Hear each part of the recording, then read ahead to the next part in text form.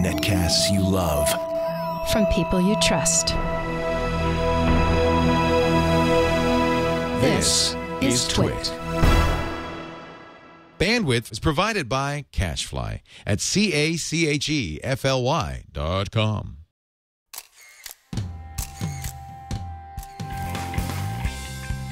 This is TWiT Photo with Catherine Hall and Leo Laporte, episode number 62, recorded on June 19th, 2012, with Stopmotionista, Petra Cross. TWiT Photo is brought to you by Ford, featuring the My Ford Mobile smartphone app for electric vehicles. The My Ford mobile app makes the electric driving experience fun and efficient. Learn more about Ford electric vehicle technologies at ford.com/technology. It's time for TWiT Photo, and boy, do we have a jam-packed show today, but let's start, as we always do, by introducing the star of our show, ladies and gentlemen, Catherine Hall from CatherineHall.net. Thank you, Leo. Good to see you. Good to see everyone here. You have planned an amazing show. We have a packed show. Packed show. So we have Joseph Linaschke from ApertureExpert, or the ApertureExpert, here to talk with us today about Aperture and the new, tell us, Leo? Oh, the Retina display, yeah. Which is pretty Yeah, I got sick. one right here. Look how thin that is. Yeah, so we're going to start off with that. And then we have Aria from Prismatic, which I use for all my news. And you use for your news. I do. Know. I do. And for photographers, it's particularly good, and we'll get into that. And then we're going to conclude with the highlight of the day with Petra Cross, who's going to be sharing her stop motion techniques with us. Holy cow. The stop-motionista herself is in studio. That's exciting. So it's going to be a big, packed, awesome, exciting show. But I bet we don't, that isn't covered at all, because I bet you even have a tip for us I this do have a week. tip in there as well. So What is your tip? we're going to go straight into it. Well, all right. What would you like to go into? I'm sorry. Don't we usually start with your tip? I'm sorry. You know what? Take it away, Catherine. Take it away, Leo. Take it away. Do whatever you wish to do. Well, we're going to start with Joseph because he's He's patiently here, waiting on very Skype. patient, I agree. Hello, hello. Hi, Joseph Linaschke of ApertureExpert.com. Welcome, sir. That's the site. That is me. Ooh, Aperture is spelled wrong there, but ApertureExpert it is. Aperture. There's an R in Aperture. Aperture. There's an R in Aperture. Now, you're talking, Joseph, to a bunch of Lightroom users, I would guess. And Excellent. So I am going to give you the opportunity to persuade me, and I have to say, I just got a Retina, so Yeah. I'm half persuaded already because Apple has already updated Aperture. They have.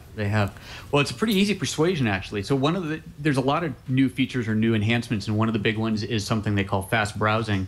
And ironically, Apple has really made very little noise about this.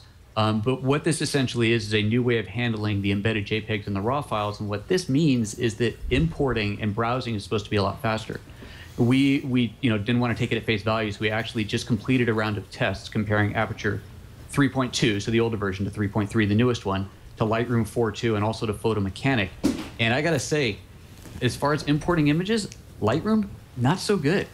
Not so good at all. Let me ask you this. So does every camera that every DSLR, when you shoot RAW, it also embeds a JPEG, right? That's right. And that's used for the back screen, if nothing else. Correct. But isn't it a low-quality JPEG? I mean, is it really what I want to use when I'm using Aperture? It is good enough to do your first look edit and decide whether the picture is a keeper or a tosser, and if you're on a really tight deadline, whether it's one you're going to pass off to the editor or whatever it may be. Depending on the camera, it could be smaller than full size, but most pro DSLRs are doing full size JPEGs, and the quality is absolutely high enough. And so what you're looking at there is your full resolution image almost instantly drawn to screen, not having to wait for the RAW to be translated or decoded or anything like that. And in fact, the way After does is it pulls those JPEGs out of the RAW files before it even pulls the main file, before it pulls the RAW file itself. Interesting. So what we've seen in our test with about 500 images, where it'll actually take about 8 or 9 minutes to copy those files off the CF card, you can actually look at full resolution every single one of those 500 images in about 3 minutes. So you're done looking at them before they're even taken off the card. That's pretty fascinating, and I have to say, because that's actually been my biggest struggle with Lightroom. Lightroom's very slow doing that. I have to use Photo Mechanic because I have thousands of files and I can't import all of them. I can't sit there for them to all import before My sense is what Lightroom's doing, though, is using Adobe Camera Raw and importing the RAWs and generating its own one-to-one images, because you can set that as a setting. Is it using? I bet it's not even using the embedded JPEG. Well, I think you can set it so it does, but it still takes a long time. Takes a long time. And we've heard that a lot about the about using photo mechanic. And Thomas Boyd is the photographer who works on ApertureExpert as well. He's a photographer for the Oregonian up in Portland, and he uses this every day. He's a sports shooter. He's shooting every day massive amounts of images. And he said in the pit he will watch Lightroom users use photo mechanic to do their import, or they'll copy off the CF card first and then import into Lightroom. And we've compared all of those scenarios. We took every one that we could come up with and compared them. And Aperture 3.3 isn't a little bit faster. It is a lot faster. It is absolutely kicking butt. And we're going to have those results up on the website later today. Well, as a Mac user, there's another selling point for me. Aperture and iPhoto now use the same database. So I don't have to have separate photo databases. If I want to just use iPhoto, quickly, I can use that, and then it all translates over to Aperture. So, okay, so Retina, faster, iPhoto compatibility. You're starting to win me over. What else? Those are the big ones. And then there's a couple of other improvements. There's the new white balance. Which have you played with iPhoto on the iPad? Yeah, love it. Yeah, he's addicted to iPhoto on the iPad. Love it. You know the white balance based off of skin tone, the skin tone white balance in there? Oh, I haven't tried that. No. That was the first. It was amazing, and you kind of need it on my video right here. It's a little bit of off-white. That was absolutely phenomenal. And as soon as I saw that, I'm thinking, my God, I need this in Aperture, and that's in Aperture 3.3 now. So you can do a white balance based off of skin tone. So you don't always have a white or a perfect gray that you can balance off of. Click on skin tone. And the thing about skin tone is interesting is that we are all the same hue. Basically, it doesn't matter what part of the world you're from, how light or dark you are, we're all basically the same hue. We are just different levels of luminance. And so skin is all the same color. I had no idea. I have learned something here today. Well, it's a first. I thought we were different colors. We're just different luminance. We're different luminance values. That's right. Fantastic, isn't it? So where would I find that? Is that in the white balance area? Yeah, in the white balance, I think the default setting is going to be temperature and tint. Okay. And if you just click on that little drop down, you'll see skin tone and you'll see gray. Now, what's really cool about that skin tone thing as well is that if you do an auto white balance and there's a person in your picture, Aperture will detect the face and then automatically switch over to skin tone white balance. Ah. Now, that does require that you have faces turned on because it uses the pre-done faces cache for that, or faces database for that. But even if you don't use faces for using faces, just having it turned on for that feature alone is fantastic. It's smart enough to know that, if you're paying attention to faces, I might as well white balance on that. Yep, exactly. Exactly. And then there's the gray, basic gray white balance automated as well, which if you don't have any people in it is what it's probably going to go to. It's going to go to either that or the tint, and it just depends on the image. You can auto white balance 100 photos and have them all come up differently.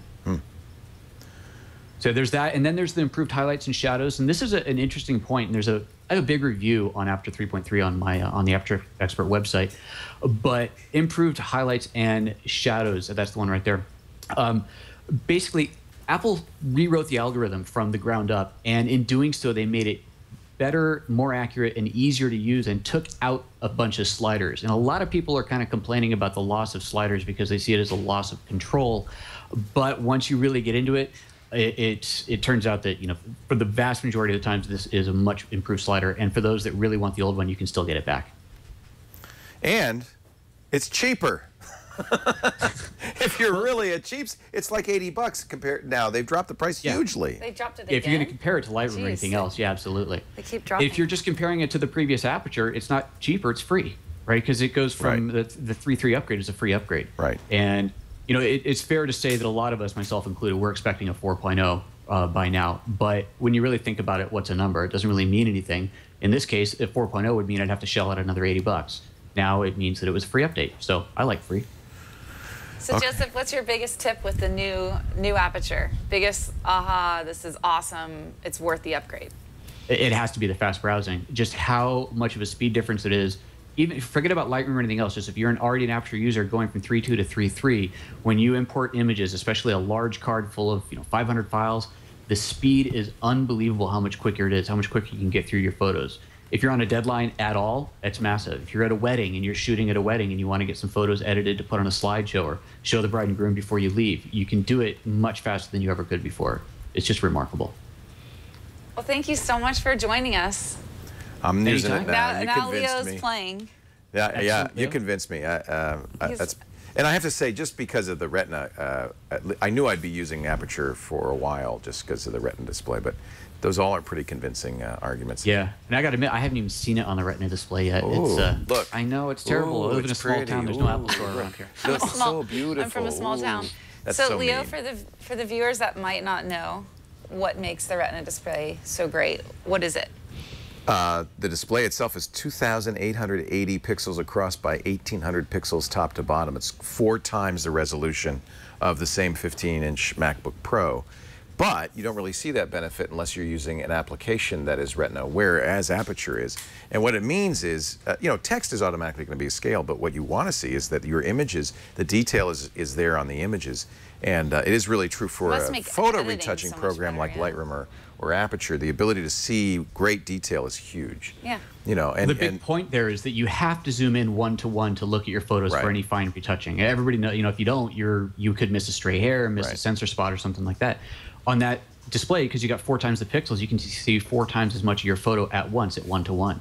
1-to-1 is smaller, but it's there. Smaller. And of course, when you lose the loop, then you're really seeing an amazing amount of detail on it. Right. Yeah, I did a little bit of quick math on a 21 megapixel image on the former 15-inch MacBook Pro. Basically, the screen size, what it was versus the image, you had 16 tiles. You'd have to pan around the image to look at 16 pieces of it. Right. Now it's divided by 4. It's only 4 tiles. Right. It's much, much faster for moving through your whole image. It also just looks better, frankly. So if we go to ApertureExpert.com, I guess I'm going to be visiting it to become an Aperture expert. Lots of information, Please do, tutorials, Leo. and all that We've stuff. got a support forum on there. Any questions that you have, just click on forums, and you'll see a place to go in there and ask any questions you might have. It's a very, very active forum. A lot of users in there. Oh, that's good. And we have a mailing list. We've got training, both free and paid training. There's a ton of stuff on there. So if you haven't been there before, please do check it out. Thank you so much for joining thanks, us. Joseph. Thank you. And I was so excited about having Prismatic here, Aria from Prismatic. And I have to say, one of the things as a photographer, I feel like there's an abundance of information out there, just tons of information, but it's hard to shift through it all to find quality. And that's the thing that Prismatic's done for me is it's giving me, I write, doing all the work and bringing me high quality content. How does it know what to give me? Yeah, so Prismatic looks at a bunch of things when it decides what to show you. And some of them are things like where it's from and how popular that source is. A lot of it is actually looking at the text itself and trying to find technical terminology, which makes this an actual photography article, right? So technical terms that indicate that the author actually is an expert and can actually teach you something. And the other thing that it knows how to do that I think it makes really good for kind of geeking out and you know, people who are into photography or anything really deeply like to geek out about is, you know, it tells you, well, here are the other articles about filters, right? If you want to go and read a bunch of articles about filters in particular or just color, like, you know, how should you deal with color in your pictures? It's good for that as well. So yeah, I mean, I think that it looks at that, it looks at the conversations around what's going on. So not just are people linking to this or just linking with the title, but are people saying something meaningful? Is this actually engaging people? Is the other thing. So what is Prismatic? Yeah. Yeah, so Prismatic is a service that figures out what you're interested in. So digital photography. It's a web page? It's currently a web app and soon to be an iPhone app. And what we do is we figure out what you're interested in. So digital photography and cameras and lighting and things like that, or in my case, you know, science fiction, computer science, and a whole ton of geeky things. And or if you're some mixture of those things. And then what it does is it finds all of the content and stories and articles that are within those interests and finds the best ones and shows them to you. And so it's good for kind of finding things that you already know you like, but actually part of the reason we built it is because we wanted a way to like get into a new area.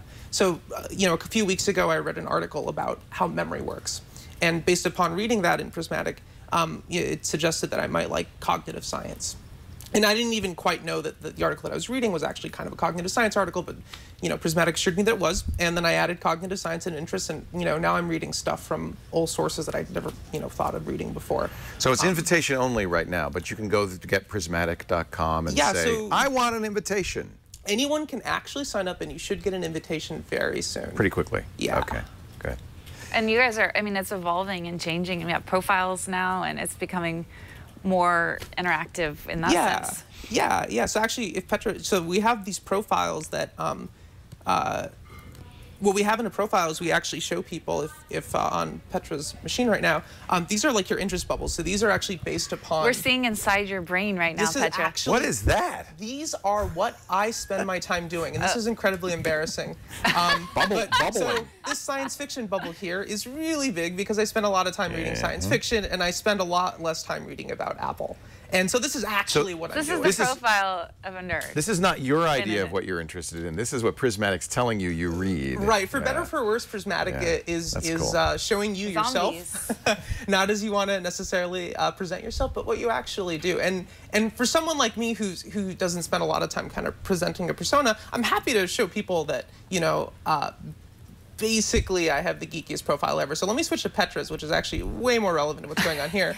So... Petra's got photography at the center because that's the central interest of hers. That's kind of like linking together all of the things. And she has there's a camera interest, and visualization is related, and web design. And over here you have apparently feminism in San Francisco are near each other, which we should mention that Petra's husband is your partner. That's right. My co-founder Brad and RCO is Petra's husband. That's right. Yeah. So it's not just like Petra showed up and sitting next to you. It happens that she's a user and has an interest in Prismatic. So so tell I've been us, using it for how long? 3 months, something like that. Yeah, I think so. Yeah. So what's in store for us photo enthusiasts? Are you gonna do more photo streaming news, or what can we look forward to? So there's several things. So one of them is we're getting way more fine-grained in kind of the interest that we have. So, you know, for instance, we don't have a strobing photography interest, or I don't think we have a stop motion one either. And so getting more fine-grained with all these interests, and in particular for photography, is coming so that you can really just dig deep within a certain area. Right now, we also don't do things like slideshows, and I think that a lot of those more photocentric things and photocentric feeds where you just get this beautiful stream of images that are carefully chosen to kind of be pleasing, stuff like that we're thinking about a lot now, and trying to come up with what makes the most sense. And given we have a lot of photography, users, we're thinking about how best to make something like along those lines. So this is a new way of thinking about news reading. Instead of being something like Google Reader, where I subscribe to feeds, I can subscribe to interests, in effect, and then you'll provide content, and then watch how I read and what I read, and then offer better or more interesting content as time goes by. Yeah, that's right. I mean, I think we also, you can also have just, I like to read stories from a certain place slate, regardless. So you can subscribe to a page. Yeah, that's right. You can do all of those things. So we're kind of just thinking about all the dimensions along which you might care about something. Right. So you can even subscribe, pretty soon to people and what they happen to be reading and doing. So it just happens to be along whatever dimension you care about. Well, excellent. Thank you so much. Thanks for making my life better and also more busy. More time procrastinating. But the other thing I want to say really quick that I really enjoy is you guys have done a great job with the balance of imagery and text. And I just awesome work on that too. So, but anyway, thanks. I'm looking forward to seeing it evolving and changing and getting better. And TWiT, look at that. Invites you to sign up for Prismatic. Oh, how did you get to that page?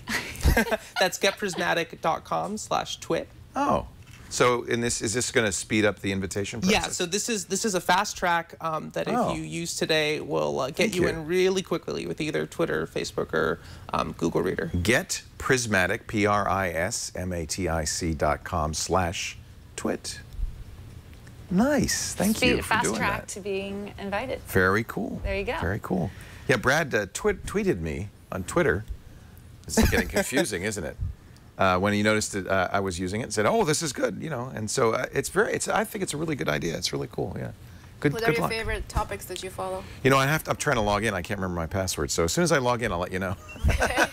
Because I'll have a little bubble cloud. It'll tell me. Oh, right? I want to see your bubbles. Yeah. Maybe you don't. I'm interested in my bubbles. Yeah. I haven't looked at it recently. Look at your bubbles. All right. So tip of the week. Before we do that, let's take a little break. Coming up in just a little bit, Petra Cross is here. She is not only an engineer at Google, but she's also a very accomplished photographer. I've been following her for a while on Google+, and she has a website called Stopmotionista. We're going to talk about stop motion. She's been doing a stop motion while we've been working. Yes. We'll see what that If you hear weird noises, that's me doing stop motion. With her is that a D800? That's D700. I wish. D700. You wish. Okay. You know, I love a camera with a good click, don't you? Doesn't that sound great? Yeah, it does have a good click. And can I say something hilarious? Is people don't know what she's doing. So she'll be out shooting these things, and they're just like, what is this girl Why are you taking so many over shots? there? I think I'm a sports photographer, and I'm shooting sports with the wrong lens. Because sometimes I have like a 50mm lens. Yeah. And they're like, why is she doing that with the wrong lens? Well, we'll find out why you might want to use a very wide-angle lens in just a bit. But first, let's talk about Ford, our friends at Ford. I was down at the Computer History Museum last night. Boy, that's a great place, by the way. And Ford was having an event because they're opening a Silicon Valley office to encourage the same kind of entrepreneurial thinking that goes into apps and hardware design and software design in automotive design. And it's a really interesting challenge. First of all, you've got a 110-year-old company. Ford was founded in 1903. Taking a technology that hadn't changed for perhaps the first 90 years and bringing it into the 21st century. And it's a very interesting challenge. How do you make a car company as nimble, as fast, as interesting, as up-to-date as a consumer electronics company? I think they've done some really remarkable things to do that. One example is this Silicon Valley Bureau. They have an API they call it AppLink, for their cars. And developers, they're encouraging developers, they're signing up developers, they're funding developers to write apps, to work with Ford Sync. They even have their own, it's called My Ford Mobile app, which works with the electric vehicles, the 2012 Ford Focus to start. It'll work with the plug-in hybrid, the Energy, next year. And it does all sorts of interesting things. For instance, you can use My Ford, the My Ford Mobile app, to tell your car to charge only when it's cheapest. It saves you money. You can check for the most eco-friendly route. You can see the state of charge. If you're sitting in the living room, your car's in the garage, you can look on the mobile phone and see exactly what the car is doing right now. You can even preheat or cool the cabin while it's plugged in to save energy when you hit the road. You say, I'm going to be getting in the car at 8:30 a.m., or in Petra's case, at 10:30 a.m., and I would like that car to be 72 degrees when I get in it, and it will be ready for you, heating or cooling. And by doing that while it's plugged in, that saves you money also. I can go on and on. This is a really spectacular company that is doing high-tech stuff with what is perhaps the most American of technologies, the automobile. I want you to take a look at the 2012 Ford Focus Electric, the most fuel-efficient 5-passenger vehicle in America, and the most fun to drive, I can tell you, at your Ford dealer, your EV certified Ford dealer today. And while you're there, bring your smartphone, your BlackBerry, your iOS, or your Android phone, and they'll put the app on it, and you can see how it works. You can't drive the car with the app yet. Google has to work a little harder on that one. Anyway, visit it at ford.com/technology or your EV certified Ford dealer near you. We thank Ford for their support of TWiT Photo. Catherine? Yes, take it away. Take it away, Blue Jay. So this is a very easy, simple tip, but it will really change your photography if you shoot couples. So Leo, will you stand up with me for a second? Yes, we are a couple now. Yes, we're going to be. I've been waiting for this moment. Is Ryan still here? No. Oh, good. I got rid of him. Hey, baby. Okay. Yeah. So, imagine yourself. Yes. This is going to be harder to do. I've been doing my Pilates. I could stay like this for hours. Can you go on your knees? Can you? You know what that means. If I get on my knees, we're going to have to get serious here. Okay. All right. Okay. You're not supposed to be on your knees, too. Go back. Okay. Okay, that's bad. Bring yourself back to high school dance. Uh-huh. How are you? Awkward, right? Just like this, actually. I could have been on my knees. Actually, the girl was this tall. It was more like that. It was like this. It was like this. It's exactly what it was like. Okay. Yeah, are you going to be going anywhere after the dance? I was thinking we could all go to Denny's. It's just like this. Yeah. Let's all go to Denny's. All right, so there's a point to this madness. We can sit again. I don't know. I don't want to stop. I think Petra got some incriminating photos while we were at it. There's a shot of the ceiling. There's the ceiling in case hey, you've everybody. never seen it. Oh, and our studio audience. The reason why I wanted to do that is it's really interesting. Wait a minute, pause for a moment. Okay, now you can talk. I find that photographers, when they're first getting started, they're so worried about, the lighting, the settings, the posing. They don't really think about connection between people. It's like a high school dance. And it's like a high school dance. So the reason why we were dancing like that in high school is because it was awkward. Would have made a terrible picture. Yeah, though. it was awful. Yes, but it's, you know, I know this is true because you took some great pictures of me and Lisa in Norway, and you were looking for that moment of connection. Yes. Like when she put her icy hand up my shirt. There's a picture of me going, but it was a good picture. It was very true to you, Lou. Yeah, it was true to me, all right. But that's the point, is when people feel awkward, like in a high school dance Right. or in front of a camera when you're not used to being photographed, Right. they lose that sense of connection. So how And do you a lot of times connect you'll them? notice this. Photographs of couples, their hands are just kind of down around their sides. Like so the photographer says, "Okay, I want you guys to kiss." And so they're connecting via mouth. Right. But not we didn't get to do that demo, Leo. Should we try it? They're connecting via mouth, but their hands are just kind of like the Right. body language isn't Right. there. Right. So that's my tip.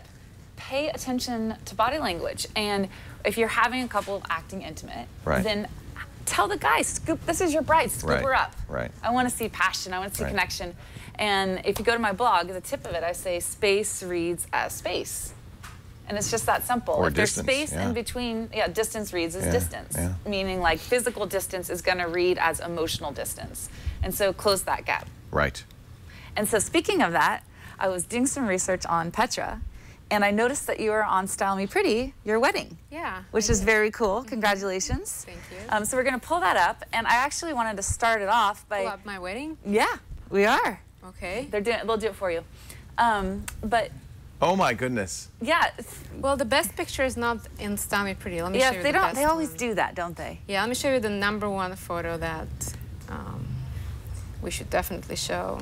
So my question to you, Petra, There. is being on the other side of the camera. Look what- at that. That's great. Yeah, that's amazing. How But can I that can not see be on there? It's interesting that you like that, Petra, because it's really so much about the scene and less about you. You're kind of distant in this. This is actually the castle where the first Dracula movie was filmed, Nosferatu. 1921 movie. Where is that located? It's in Orava, Slovakia. Wow. Which is Petra where is you're from from. Slovakia. We had the perfect weather. It was crazy raining right before the shoot, and then it was just foggy during the shoot, and right after the shoot it Wow. started raining again. Perfect. Wow. It looks like he's biting your neck. I just want to warn you, Brad may not be all he seems to be. Oh. He might have received an infection at the Nosferatu castle. Look at that. That is great and very romantic. I love your outfits. Beautiful. He Yeah. was That is some everyone was hat. styling with in the hats. I made it mandatory. Everybody had to wear a Pissed hat. off the whole family. Oh, yeah, I'm Love sure it. So I everyone was loved like that. I love your dress, actually. That is. and I had Fluffy there, my little puppy. Yeah. I hear Fluffy you had the no puppy? music, no dance. Did you defy all tradition? Well, there was no really dance floor, so we couldn't really have music. But it was all about the pictures, because that's the only thing that stays. You know, you forget everything else, but pictures are the only thing that you can look back at. You're speaking as a photographer now. Yeah. Very Yes, you few are. brides would say it's all about the picture. Well, actually, I made I sure think they all kind of do after it's Do all they? over. Afterwards, Because you it's might such say a, that. it's so fast. don't remember it's anything. whirlwind, It's a you don't blur. remember it anyway, and you're exhausted. I was and it's crying the whole overwhelming. time. Oh, No, wow. I'm just kidding. So, but being on the other side of the camera, what do you think? What are some Now, which things? side do you mean? I'm talking about being photographed on Being your the wedding model, day. okay. Yeah, being the model, or just anytime you're being photographed. What are some tips that you can say? You know, this is ways photographers can help guide models. Well, I think that photographers need to, if they're photographing people, they need to understand the angles of people's faces, and they need to know which side is the best side on the person. When I'm being photographed by a family member, I know they don't know my face. I know my face. So you can actually help the photographer by knowing your face and knowing how to position yourself. Like, I know my left side is more photogenic than my right side. I know my nose is big, so when I take pictures, I don't take pictures from the side. And photographers should notice all these things as well and direct the person to do the flattering angles, to stick the head forward so that you don't see the double chin. And if the person has a giant forehead like me, then, you know, zoom out, step back so that you don't have this huge fisheye looking face in front of you with double the size of the forehead. So I guess it's all about knowing what's attractive and which angles work the best. Do you ask your couples? No, I just can tell what is most flattering about the people, and then I try to shoot them from that angle. Like the picture Aria was talking about, the one that made his girlfriend want to date him. She was already I dating knew you, that I or- had. She was, but then she got more excited about the guy in the picture. And she closes her eyes, right? And Right. Okay. So I was standing about a foot above Aria and shooting down at him. That's usually very flattering, unless you have a big forehead like me. But for people like Aria, if you're shooting from above, there's no chance you will see any kind of double chin and any kind of weird from below shot. So he looked really great. And from the side, he has really good angles on his face, very sharp chin, and looked very nice. Very sharp, very sharp. So you're a Google engineer by day. Yes. And a stop-motionista I come by out night. at night. So tell me, what is a stop-motionista? Well, we can geek out about terminology. Some people say that what I do is not a stop motion, that it's really a time lapse. I looked it up on Wikipedia. What's the difference? Well, That's what I let me tell you. The time lapse is, at least Wikipedia defines it as a sequence of pictures taken at regular intervals. Stop motion is more of a animation technique that is Right. used in claymation. So if It's you the want same to do, thing. There's still intervals, but you're doing so something in between. The difference is that in stop motion, the camera should move at all, and only the subject moves, and probably the subject should be inanimate, but I shoot people, or I can also shoot food and animals. And in time-lapse, the way I understand time-lapse, or I think of time-lapse when I hear the word, is clouds Right. moving over the sky really fast. So I don't want to call this time-lapse. I like the sound of the word stop motion. I can call it time motion or stop lapse or come up with a new name, but who cares? Who cares? It's what it right. is. It's a new thing. I want to see a video so you can explain to us what it All right. looks like. Is this a Well- good one, Petra in Paris? Yes, and we need voice. We need the sound for sure. Do you have it's way sound on better that, at sound. Yes. Brian? So I this is suggest you do it interesting. with So HD. what you're doing, and it's what you were doing in here, is you're shooting a lot of stills as you move the camera around, Yes. and the subject might be moving as well. Yes. Yeah. So let's watch the video. Still not getting Is the audio. music playing? No. There's a So this is a trip I took. It was actually a business trip to Paris. Can you hear me? Yeah, I like this technique. I'm loving this. And I took about 12,000 pictures during 2.5 weeks, and I pared it down to 2,000 pictures. So the idea is that, I mean, this is not a vacation, but it could as well be. If you're going on a vacation and you take a million pictures, you don't expect your family and friends to actually look at every single picture. Right. It's a torture. Like, I never click on those links. I don't care that you've been to Hawaii. I've seen pictures from Hawaii. But if you take them in Oh, look at this that. way and then play them at really high speeds, people actually pay attention. There's something about the moving things and shaking things and the sound that makes people want to look at this. I think you need to zoom out. I think you zoom into this too much right now. You've zoomed into the shot. Can you zoom out, please? So, I mean, the thing that I find is that the storytelling is so great Yeah. from start to beginning. So can you tell me how you're approaching these? How do you tell such a great story? So it's important to show the entire journey, not just the points of interest, not just the, I don't know, monuments and churches. It's important to show the airport. The airplane food, at the beginning you saw some airplane food. Yep. The clouds moving outside of the airplane window, the conveyor belts, the daily things. Like, you can also do some street photography and just show the people in the places where you're visiting. This is right now the conference that I attended, my conference coworkers. These are some night shots. This is so much more interesting than a picture of the Eiffel Tower. Yeah, and it gives you kind of condensed vacation, Yeah. basically. And I would like to do this for every major city in the world. I would find it really useful before I go somewhere to see what's there to see. Yeah. And I don't want to be searching for top 10 places to visit and then individually Googling each and every one to see what it looks like. You know, here you see 30 places, all in 3 minutes. You can see the shops, you can see the tea rooms, the macaroon shops. It gives you a feeling too. It's more emotional and more compelling Yeah. than just static. This is Google Paris, their Do you, cafeteria. when you're Well, we'll get.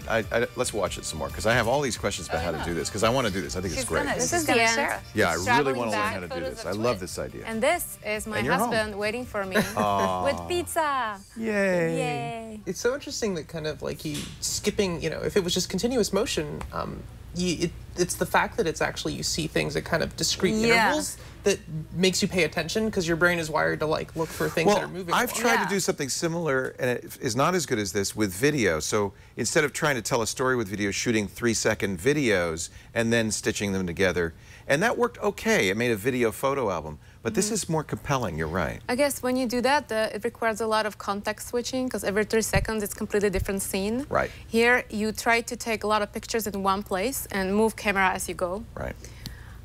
But I'm sure it's nice too. It's a different technique. You know, if the video thing is more like a video photo album. So you think of each 3 seconds as a still that's moving. Okay. A still that's moving because it's the same problem with stills, right? It's all discontinuous pictures. But here you do have some flow. Yeah. But also we could put up with the fact that you were at the Eiffel Tower. Now you're at a macaroon shop. That's a jump. But it somehow doesn't seem such a big jump because everything's jumping. Yeah, everything's you're jumping. already used to all the flashes. Right. There's one more thing I want to show and maybe embarrass here, Catherine. You shot a stop motion. I am going to go full screen on This this is at one. the G+C. And I'm going to HD, full screen. I love how she emphasizes you need headphones. And very let me strong. just jump straight into the scene, the infamous dance scene in the bathroom. So you did this for the Google Plus conference. Yes, Google Plus Photographer Conference. Yeah. And of course, Catherine was the speaker. There's Trey Ratcliffe. Coming up. Yeah, this was the demo I was giving, the unconference demo. Yeah, Sergey there's Brin. Sergey with his glass, with his X project glass. Get ready, it's coming up. And there's Trey and his You glasses. will never look at Catherine the same way again. Petra. And Catherine she dancing is. in the ladies' room. This is what we working. do in the late. This is why we go together. This is so cute. Well, that was Karen Hutton. Yes. There's Lotus, Lotus. Carol. All right. So I know, but it is so engaging, and it's interesting because you take a conference. I mean, granted, it's a photographer's conference, and But it was still, exciting. it couldn't have been that exciting. But you really like you want to. was I watched great. it a couple times, and it's a promo Looks like for a fun. conference. It's Yeah. pretty amazing. And it didn't take much time to edit compared to the Paris video because it wasn't as much work as the Paris video. I was just trying to shoot as many pictures as possible. I only had 2 days to do that, and I had to get 2,000 pictures. So I was just shooting and shooting and shooting and shooting and shooting. Every time I saw her, she goes, "I don't know how I'm going to get 2,000 pictures. I don't know how I'm going to get this." Why 2,000? Is that how long? How Because many? the song is 3 minutes long, and I have 12 pictures per second. So it's a continuous frame rate all the way through. Yes, but you can slow things down or speed them up. If I'm shooting a scene that's too long and I'm not moving my camera fast enough, then I will speed it up later in iMovie. I can show you the editing process, actually. I would love to Yeah. know every step how to do this. And that's actually one of the reasons why I wanted to bring Petra on. Is I mean, she has a job for Google. Like she's Right. busy during the day, and she's producing these videos that one would think would take a lot of time. And what amazes me about how fast, I mean, this is one thing to learn about Petra. She's not. I don't have any patience. Yeah, so it's amazing how fast you've crafted this process, and I want you to share it with us. How can Okay. people do this themselves? So you already saw me shooting. That's pretty much what I was doing. You just keep holding the camera and do something like this. You adjust the setting to manual mode just to make You sure. set it manual. Yeah, well, if you're outside and if you are going from the sky to the ocean, then you set it to aperture priority. But if you're indoors and you don't want the camera to have every shot looking differently. Otherwise, you'll have some pulsing in Yeah, there. you don't want yeah. that. You already have enough shaking as is. You don't want any kind of color, Right. amount of light to be changing. So get it right for kind of a medium distance. Yes, but sometimes halfway through the pan, I look and out of focus. And if it's too bright, then I Okay. go faster, and then continue shooting. So you'll actually dial as you go. Yes. And then, do you tell your subjects? Because I know sometimes people are doing stuff. What do you tell them as you? Nothing. They Nothing. just think I'm crazy. And they will automatically act funny. They just don't know what to think of it. They're like, What are you doing? they just hear the sound. It's Right. disruptive, and then later they see, and they're like, oh, now I know what that crazy blonde woman was doing with that weird. So show us what. So let's see what it so looks like. I take pictures like this.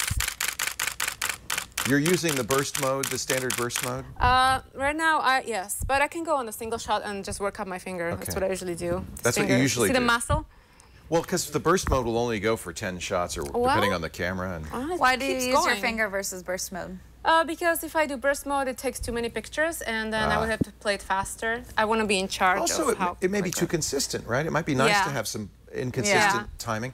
And then I go into... Are you shooting JPEGs or RAW as you shoot? When I was in Paris, I was shooting RAW, and then I had to upload it to my laptop. It's too slow. And then I ran out of memory. Yeah.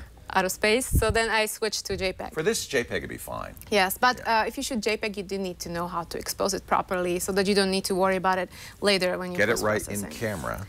So let me show you what I've done so far. Today, I arrived a few minutes early. That looks like my dog. It's your dog? Yeah, what's Ozzy. His name? It's so cute. He's Ozzy, yeah. I came in and licked my nose, and it knew that I like puppies. So this is what I have so far. Oh, Ozzy never had such good pictures. And this is, how long is this? 4 seconds. Okay. And I'm going to show you how I'm going to add another maybe 2-second clip. So I go into... So this is Lightroom and iMovie you're using together. Now I go back in Lightroom and I'm going to edit this shot, this sequence of the disco ball that you have in the dining room. So what I would do, I would pick one photo, the first one, crop it to 16:9, which is the HD aspect ratio. Do any kind of adjustment that I need to do, like here I think I need to bring in more light, and maybe add vignetting or not. You can play with it as long as you want. You could do white balance here. Yes. Okay. And then I apply the same editing style to the rest of the photos in the sequence. So here... Lightroom makes that very easy. You just copy and paste the Command-Shift, sync settings, synchronize. Yeah. Now that's done, I need to... So even the 16:9 aspect ratio has been copied over as well. Yes. So it applies to crop all the pictures. Do you have to go fine-tune it after you do them, or you just let it kind of go? I need to fine-tune usually things that are very shaky, like the dance scene. When I'm actually moving the camera while dancing, that required a lot of cropping. I had to shrink the final size of the photo. I had to crop it in a lot, and then I was adjusting every single photo and realigning it so that it shakes less. So what did we learn? How do we not have to do that? Well, put it on a tripod. Okay. But if you're standing, if you're not, I was dancing. Like you cannot possibly. Yeah, that's the only reason why. But it's nice to have a little shake, but not too much. When I was dancing, it was going like this. And now so that's why it looks more steady than the camera is, because you're cropping and adjusting each picture. I get it. And here, now that I cropped all of these pictures to 16:9, I export them, and I already have a preset for this. I resize everything to 1920, which is the largest HD size that iMovie can work with. And I rename every single photo and give it a sequence number. I rename the photos because I often flip frames and change the placement of the frames. And I want these to be in that sequence that I chose in Lightroom. So you might in Lightroom drag an image over to a different position. But now as you export, they are going to be numbered in that sequence, the new sequence. Exactly. So now I add my little watermark and export it into a folder called Resize is 1920. This is gonna take, whoa, okay, I'm in the wrong folder. I think I'm gonna do it one more time. Export, and I put it in another folder called Resize is 920 Disco Ball. And export.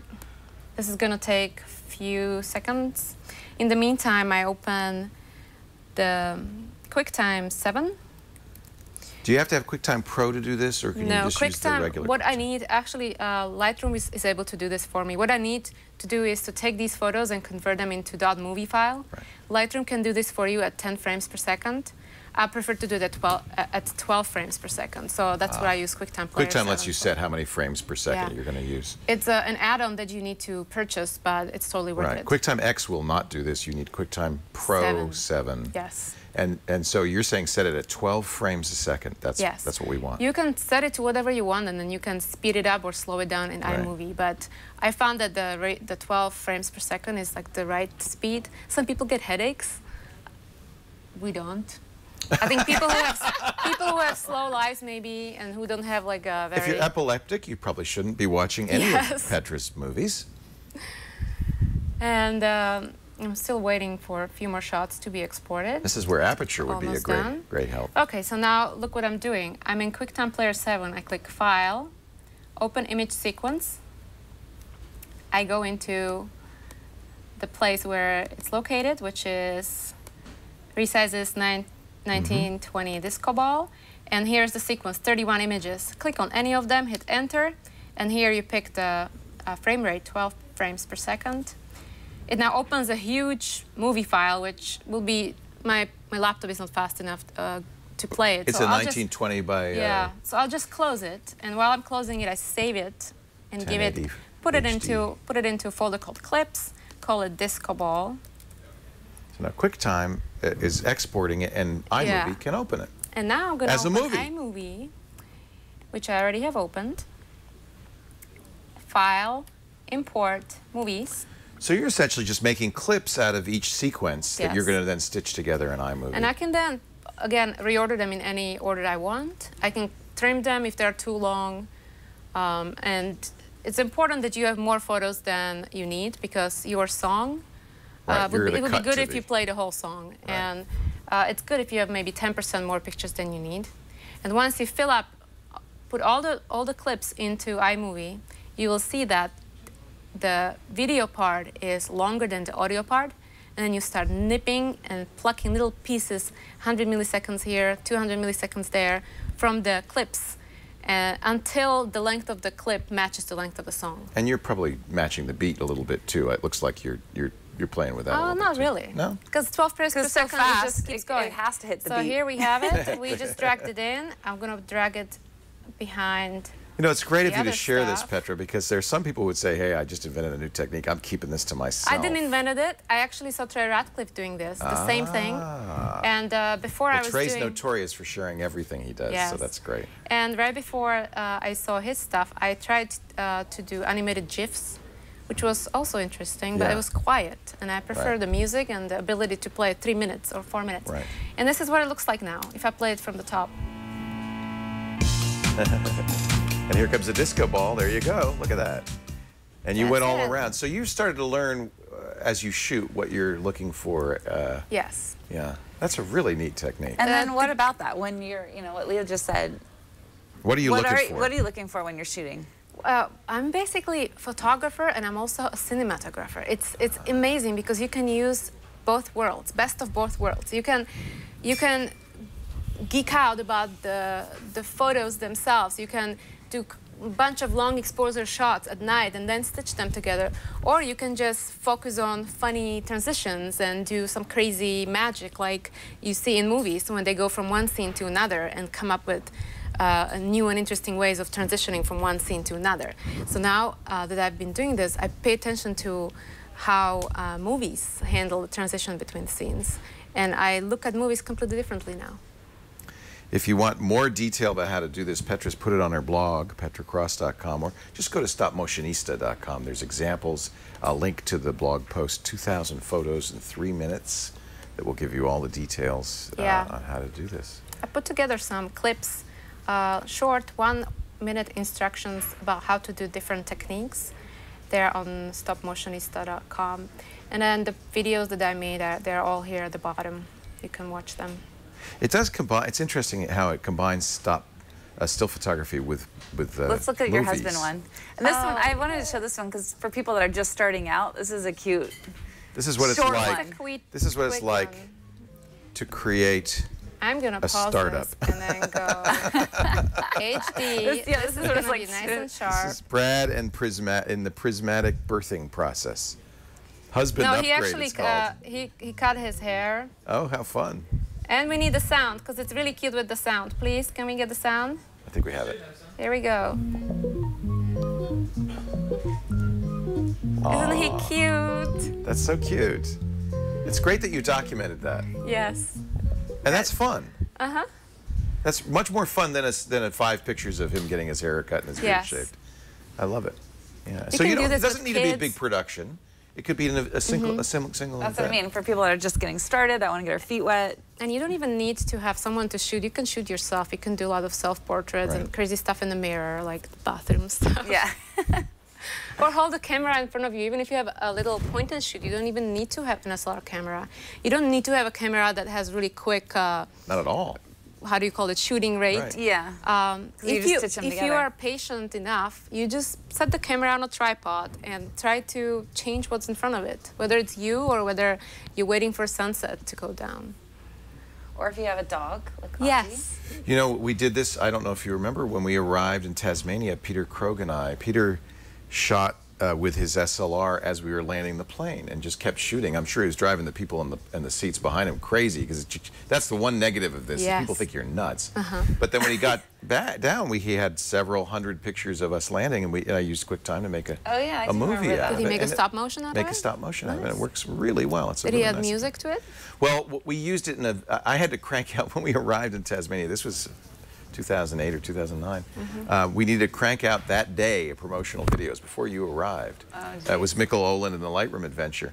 And and I was shooting video, and Mikkel said, "Can you make a video?" I said, "Okay, everybody give me everything you got." And Peter had shot this sequence, so we used it in the video of us landing in Australia. It was very fun. Put music to it. I remember There's that. this whole new world of movie making that I know nothing about, and I'm slowly exploring it. And I'm coming up, either discovering these new things that already someone else discovered, but I'm coming up with them on my own, which is really fun. Or I just watch a movie and then I'm like, that's cool, I'm going to do that next time. It's the spirit of discovery and adventure, and that's key for any good artist or photographer. It's a lot of fun. And then, I mean, what would you say were the biggest trial and error moments when you were first starting this? Just kind of like things, hard tips for people that are Well, the thing that drives me crazy is that when my camera body decides to stop autofocusing, and I do the whole sequence and then come home and realize it's blurry. Oh, so make sure your camera's doing autofocus. Another thing is you do need to make sure that you are exposing properly. If you suck at using manual mode, just go to aperture priority and stay there. Because you might be good at shooting towards the darker side of the room, and by the time you move here, it's just overexposed, and you cannot do anything with it. Once you put it in Lightroom, you're screwed. Yeah, so I think just one point, manual is great because it will be consistent, more consistent, as long as you're setting it correctly. Know your camera, and if you don't know your camera, use automatic setting. But you still might want to know your camera, because certain scenes you cannot shoot with aperture priority. But you got this, you originally had a Nikon D60, and you got that in 2009. So you haven't been, how did you learn to shoot manual so quickly? Well, I did have a SLR camera when I was 8, 9 years old. We had darkroom in the house. And actually in my kids' room, my dad decided to block like 1/3 of the room and build a darkroom for himself. So I used to do a lot of manual shooting and developing pictures with him as a little kid. I was like standing on the little stool right next to him in the darkroom. And then for many years, I didn't use SLR camera at all. And I only carried little point and shoot with me. And in 2009, when I was on Gmail team, we had this internal photography club called Photo Fridays. And I used to join them, and everyone was using SLR camera. And I realized that what they're doing, I'm unable to do with my point and shoot. So I got my first camera. And then how did you learn how to shoot in manual? Well, the guy who was leading the Photo Friday team was big on manual settings. So he was teaching us how to do everything. He also taught us how to use strobes, external flash. So I was not even allowed to go in automatic at all. Like from day one, as soon as I showed up, I had to go into full manual mode, and I pretty much stayed there the whole time. Sounds like Greg Gorman. Yeah, oh yeah. He does the same thing when you take his classes. He says, no. Turn off all those doohickeys. I'm a control freak, and I do like to know that it's exposed the way I told it to expose. Right. And when it turns out wrong, it's only my fault. I'm the only one to blame. It is a challenge, though, because you're taking a lot of pictures very rapidly, so you have to kind of pay attention. But I think that's the reason I want to bring that up is that because it is so... Yeah. Like if your exposures were changing the way the aperture priority often does, there's no consistency. I don't think you can even shoot the dance scene with aperture priority unless it's bright outside, because you're moving and you need to go at least at 200th of a second so that you eliminate any kind of blur. Yeah. Because both the subject's moving and the camera's moving, because I'm holding it while I'm moving. Yeah. So it teaches you. It's a good school for you to learn how to use manual mode. That's a good point. Petra, it's very nice to meet you. Thanks for coming thank you so much for coming. I can't wait to get out there and take some pictures and do this. It looks like a lot of fun. I received few of these that people did. Puppy. See, Ozzy's back. He says, Puppy. "I'm ready wants for some more photos. more photography." Some people were inspired by what I did, and they sent me their stop motions, and I was so proud of them. I was like, That's oh, great. I'm That's really neat. motivating Yeah. them. And Aria Haghighi. Haghighi. You had to try. Getprismatic.com/twit if you want to get Prismatic. Thank you for setting that up for us. Yeah, no Good problem. luck with the startup to both you and to Brad. That's great. Thank you. And thank you for being here. We also thank Joseph for showing us Yeah, thank you so much, Joseph. why I should be using Aperture. We'll see if it sticks. I'm going to use, well, see, but you showed us how to use Lightroom to do this. I have to go back to Relearn. decisions. I bet I could do it in Aperture. I'll figure it out. There's got to be a way to do the same thing. Just look at Joseph's. Yeah, Joseph I'm has gonna a have to good later. resource on his blog, Yeah. on his website. And thank you, Catherine. CatherineHall.net. That's Catherine's blog, and her tip of the week is there. Yes, it is. Anything else coming up you want to tell us about? We are talking about timescapes and time lapse. We're having Tom Lowe come in. You know, the king of timescapes. The king of, Oh, you'll see. I'll see. Coming at the end of June. Very Tom cool. Lowe. He's the one that got me really. You know Tom Lowe's work, right? No, what is a timescape? I have no idea, no but idea. I can't wait. Well, We're gonna find out. Tune I have in to on tune the in. last week in June. For So- Timescapes. It's- Not the movie Timescapes. Yes. Oh, you know, Tom just sent me the very high resolution version of that movie so that I could play it back on my Retina display. Ah. After the show, we'll both watch. So he's gonna come on. Really? Oh, that's Yeah. If you if you want to see it, it's on YouTube. There's a trailer for it. There's a 4K trailer for it. It's really stunning. He's going to be here. Absolutely I can't stunning. wait. I'm very excited. So that should be fun. That's not Should next be week. fun. It's the week after. We do TWiT Photo every Tuesday, 1:30 p.m. Pacific, 4:30 Eastern Time, 20:30 UTC. If you're in Slovakia at Nosferatu's castle, then you could watch it then. And if you miss a show, oh, don't cry. It's okay. We make them available audio and video, although you're going to want to watch the video at our website, twit.tv, but you can also subscribe anywhere finer podcasts are aggregated. On behalf of Catherine, thanks for joining us. We'll see you next time on TWiT Photo.